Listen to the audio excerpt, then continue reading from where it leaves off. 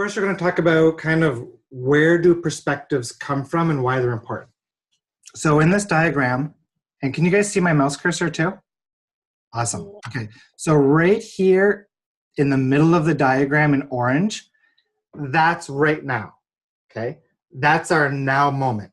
So the way I want you guys to picture our reality is, let's say, 1 second slices, okay?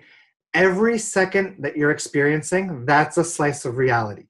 So your past is a list of sequential reality slices, we'll call them parallel realities, right? And your future is a list of slices that you have not yet experienced, okay? So if you go back into your past, here you see event 1, event 2, event 3, event 4, all the way to event N, all the way until now. So our past is a combination of sequential experiences, sequential circumstances. Okay?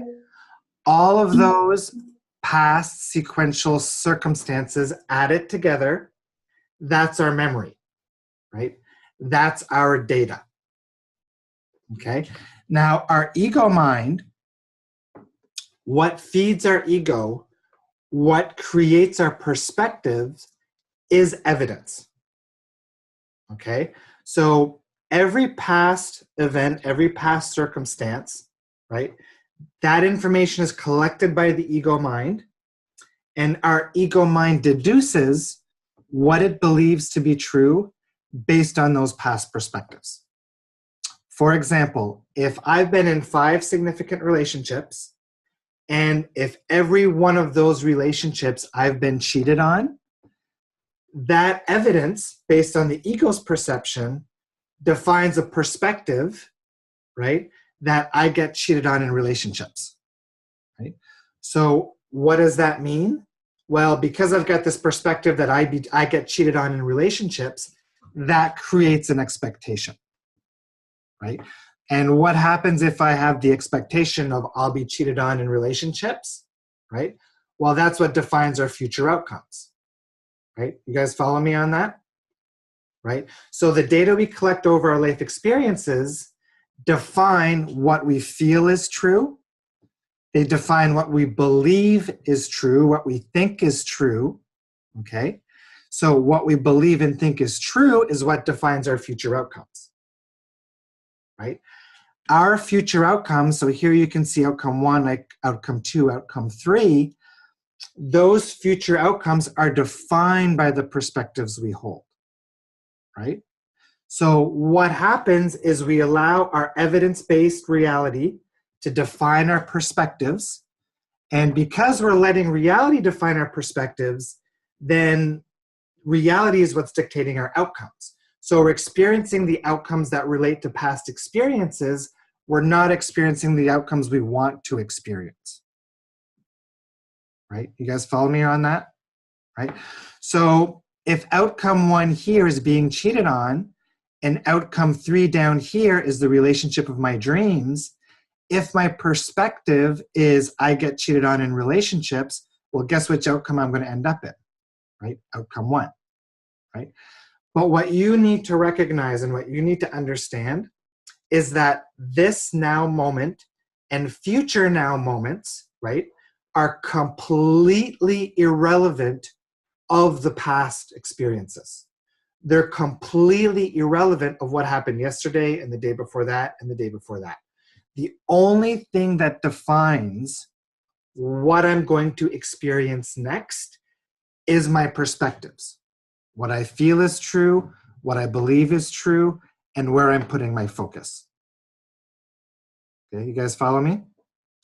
So what that means is if you can gain this conscious awareness, right, that past circumstances are completely irrelevant, you can then allow yourself to completely detach from those past experiences, right? And know that all you're carrying with you is those perspectives. And if you could understand that there's no validity in those perspectives, okay? The ego mind is creating that validity because it says, okay, this is what I keep experiencing, so that's obviously what's going to happen next. And that's false, right? The only reason it's happening again is because you're expecting it, because that's how the ego works. It works on evidence, right? So if you can work on detaching yourself from past experiences, work on your perspectives, remind yourself that those perspectives based on evidence are invalid, create new perspectives based on what you want, then that will guide you towards the outcomes that you desire. Does that make sense? Yeah, you guys are following me? So how do we identify those non-serving perspectives? Well, on the Abraham Hicks Riviera cruise that I did in September, she said something that really kind of clicked. And what she said was, there's no such thing as repressed emotions, right? And at a first glance, that didn't make sense to me, because 80% of the work that I do with clients is based on identifying and clearing those emotions, right? Now, what it helped me realize is that in that emotional clearing, there's a lot of reframing going on. There's digging through the different aspects, right, to identify why you're clinging on to those emotions, and those are perspectives.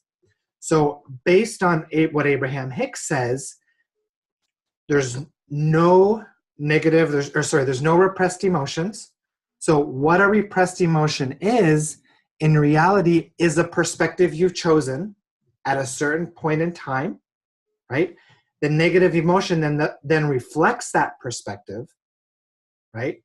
Because again, based on Abraham Hicks, a negative emotion is a belief or a thought that is in discord with your inner being or with source.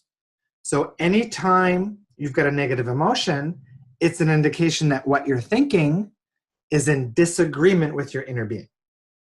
So my new perspective on repressed emotions is like this. So let's say in grade 3 or grade 4, you're in school and there's a science fair and you're always used to getting first place.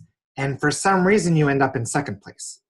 And as an 8-year-old, right, you're super disappointed and you're like, okay, oh wow, I didn't get first place. I'm such a failure.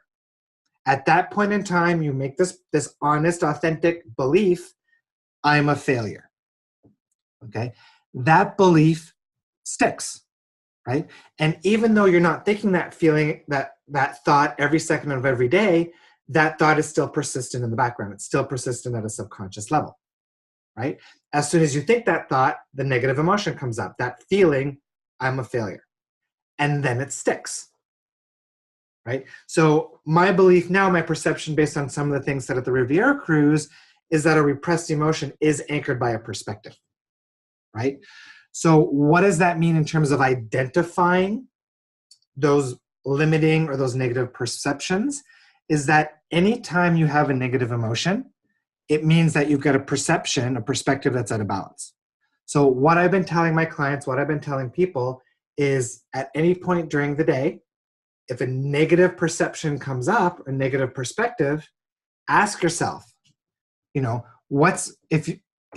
a negative emotion comes up, ask yourself, what perspective am I choosing that's creating that negative emotion? Why do I feel this way? What's my belief, right? Is it that I'm not good enough? Is it that I'm a failure, right? So identify the perspective, and then to shift it, ask yourself, what would the perspective of my inner being be instead? Right? What would source's perspective be instead? And shift your perspective from there to there, right? Last month I was working with a client and she had this feeling of, I'm a failure, very strong feeling I'm a failure. And I said, okay, so I'm a failure because, right? And this is a reframing technique. And her answer was, well, both of my parents were failures, so that automatically makes me a failure. And I said, okay, so you're a beautiful mom, you love your kids, you're an uplifter, you're very positive, you do work where you're helping people every day, right? You're working with me, you're improving your alignment. Does that sound somebody that's like a failure to you? right? And then something clicked, right? Her perception changed. When her perception changed, emotions came up, she cried, she let it go, and that feeling, I'm a failure, was gone, right? And by the way, releasing, like crying, that's a physical response to a vibrational shift. So whether you're crying of happiness or crying through another emotional release, what's going on is that's your physical body's way of processing a vibrational shift, for those of you guys who aren't aware of that, right? So shifting perspectives is about identifying the perspectives, and those negative emotions are indicators that there's a negative perspective there, and then finding ways to reframe, to retarget, to shift your viewpoint on that perception, right, in a way that's going to help you let it go. Does that make sense with everybody?